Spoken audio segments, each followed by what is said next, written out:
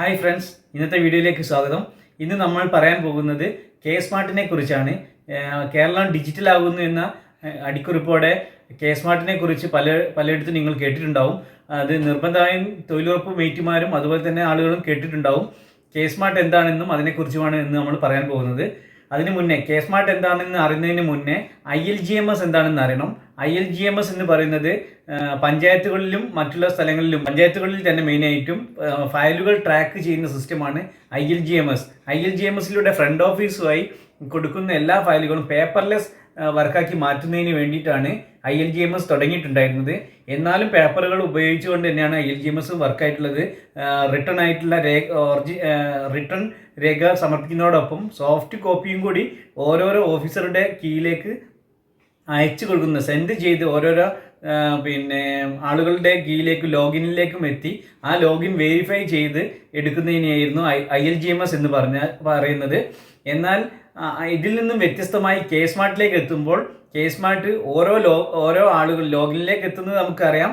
നമ്മൾ പഞ്ചായത്തുകളിൽ പോയി അപേക്ഷ സമർപ്പിക്കുന്നതിന് പകരം ആൻഡ്രോയിഡ് ഫോൺ, സ്മാർട്ട് ഫോൺ ഉള്ള ഏതൊരാൾക്കും പഞ്ചായത്തുകളിലും മുനിസിപ്പാലിറ്റിയിലും അതുപോലെ തന്നെ കോർപ്പറേഷനിലും എല്ലാ സ്ഥലത്തും ഒരുപോലെ കെ സ്മാർട്ടിൽ ഉൾപ്പെട്ടുകൊണ്ടാണ് നിൽക്കുന്നത്.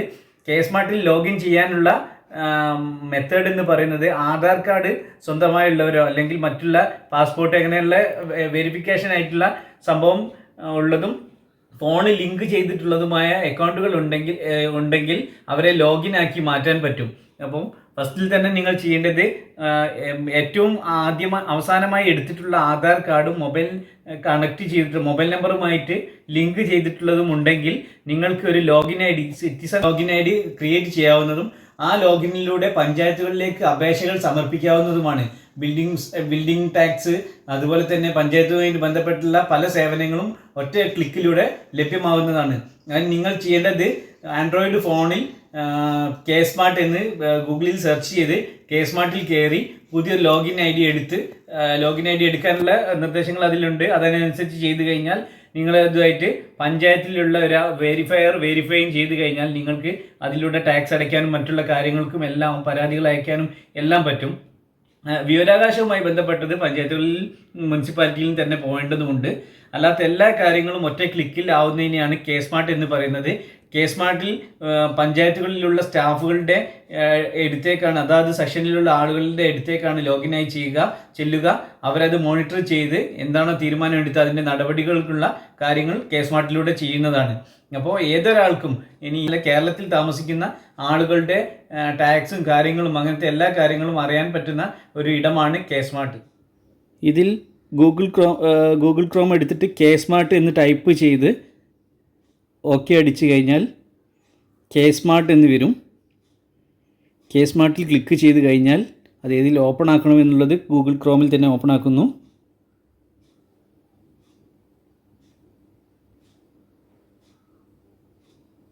ഡെത്ത് ആൻഡ് ബർത്ത് അങ്ങനത്തെ എല്ലാ കാര്യങ്ങളും, എല്ലാ സർട്ടിഫിക്കറ്റ്സും കാര്യങ്ങളും ഒക്കെ ഇതിൽ എടുക്കാൻ പറ്റുന്നതാണ്. ഇതിലിതാ find certificate, payment history, track file, dashboard, case shift dashboard, property tax verification, demand quick pay, birth and death report നമുക്ക് എടുത്തു നോക്കാം.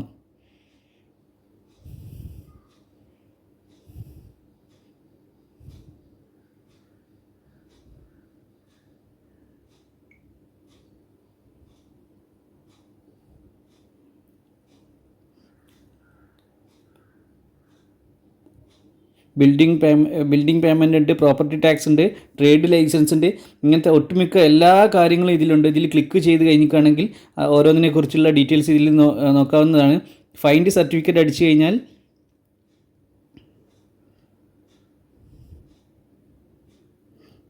Birth certificate, death certificate, common marriage certificates, Hindu marriage certificate, building certificate, residential certificate, ഇങ്ങനെ തുടങ്ങി ഒട്ടുമിക്ക എല്ലാ കാര്യങ്ങളും. Building permit എടുക്കുന്നതാണെങ്കിൽ അത് click ചെയ്തിട്ട് പെർമിറ്റ് സബ്മിറ്റ് ചെയ്യാൻ പറ്റുന്നതാണ്.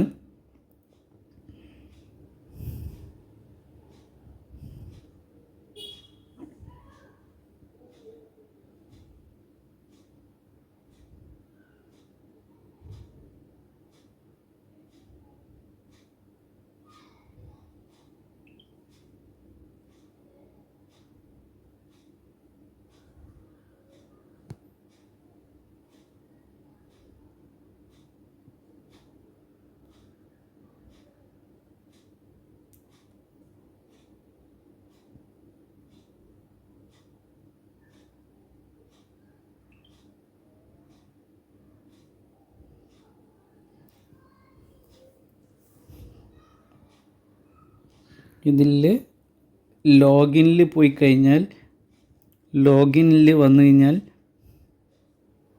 സിറ്റിസൺ ലോഗിൻ ഉണ്ട്, എംപ്ലോയി ലോഗിൻ ഉണ്ട്, ഓർഗനൈസേഷൻ ലോഗിൻ ഉണ്ട്. സിറ്റിസൺ ലോഗിൻ എടുക്കാം.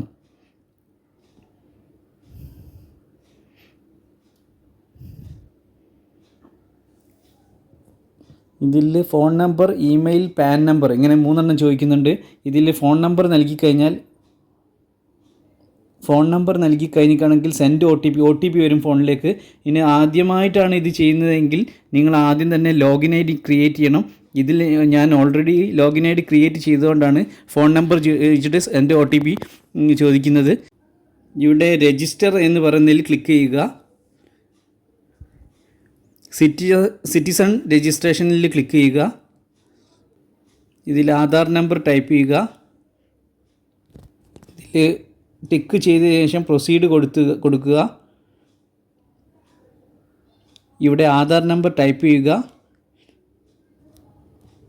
Get O T P click ചെയ്ത് കഴിഞ്ഞാൽ മൊബൈൽ ഫോണുമായി ആധാർ കാർഡ് മൊബൈൽ ഫോണുമായി ബന്ധിപ്പിച്ച മൊബൈൽ ഫോണിലേക്ക് ഒ ടി പി വരികയും ഇതിൻ്റെ ബാക്കിയുള്ള കാര്യങ്ങൾ നോക്കിക്കഴിഞ്ഞാൽ നിങ്ങൾക്ക് സിറ്റിസൺ ലോഗിൻ ഐ ഡി കിട്ടുന്നതാണ്.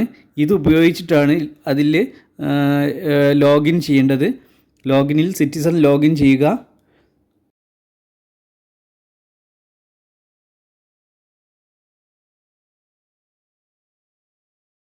ഓരോ വ്യക്തികളും ലോഗിൻ ഐ ഡി കിട്ടണമെങ്കിൽ രജിസ്റ്റർ ചെയ്യണം. രജിസ്റ്റർ ചെയ്യേണ്ടത് ആധാർ നമ്പറും ഫോൺ നമ്പറുമായിട്ടാണ്. അപ്പോൾ ആധാർ നമ്പറും കയ്യിൽ വേണം, സ്മാർട്ട് ഫോണും കയ്യിൽ വേണം. സ്മാർട്ട് ഫോണിലേക്ക് ഒ ടി പി വരും. അത് അടിച്ചിട്ട് ലോഗിൻ ചെയ്തതിന് ശേഷമാണ് നമ്മൾ ഓരോരോ കാര്യങ്ങളും പഞ്ചായത്തിലേക്ക് സമർപ്പിക്കേണ്ടത്. ഇത് ബിൽഡിംഗ് പെർമിറ്റ് അടക്കം ഡെത്ത്, ബർത്ത് ഇങ്ങനത്തെ എല്ലാ കാര്യങ്ങളും, ലൈസൻസ്, എല്ലാ കാര്യത്തിനും കെ സ്മാർട്ടാണ് ഉപയോഗിക്കുന്നത്. ഇതാ കെ സ്മാർട്ട് എന്ന് മുകളിൽ കാണാം. മൈ ആപ്ലിക്കേഷൻ, എൻ്റെ ആപ്ലിക്കേഷൻ കാണാം. ഞാൻ കൊടുത്തിട്ടുള്ള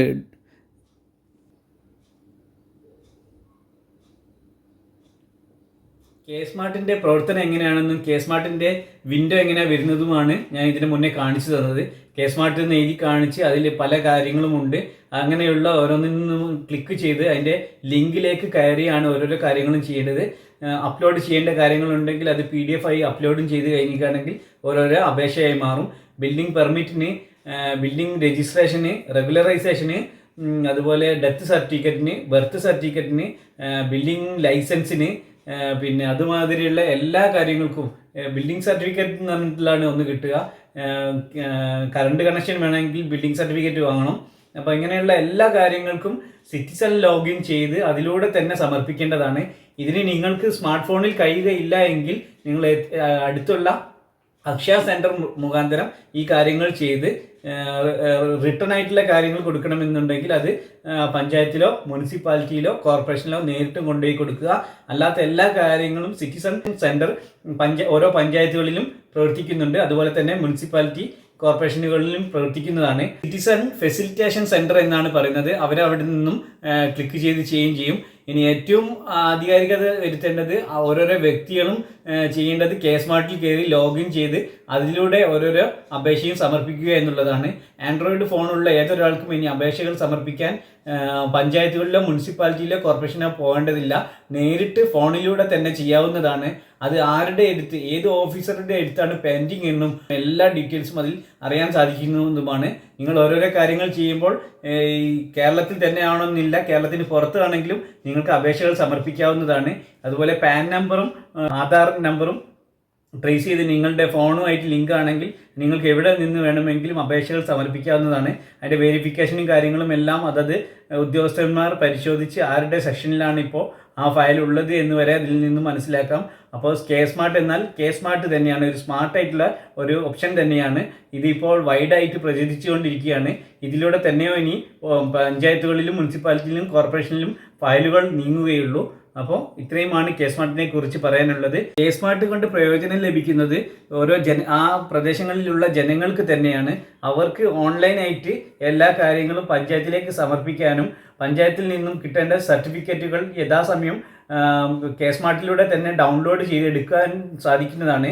ഇതിനെല്ലാം അങ്ങനെ കെ സ്മാർട്ടിലൂടെ സർട്ടിഫിക്കറ്റ് ഡൗൺലോഡ് ചെയ്തെടുക്കുമ്പോൾ അതിൻ്റെ പിന്നിൽ ഒരുപാട് പ്രവർത്തനങ്ങളുണ്ട്. അവരെല്ലാം അത് സസൂക്ഷ്മം ഡിജിറ്റൽ ഡോങ്കിൾ എന്ന് പറയുന്ന കാര്യം ഉപയോഗിച്ച് ഡിജിറ്റൽ സൈൻ ചെയ്ത് കഴിഞ്ഞാൽ മാത്രമേ സർട്ടിഫിക്കറ്റും ബാക്കിയുള്ള കാര്യങ്ങളും നിങ്ങളുടെ കൈകളിലേക്ക് എത്തുകയുള്ളൂ. അപ്പോൾ അത് അതിൻ്റെ മുറക്ക് നടക്കും.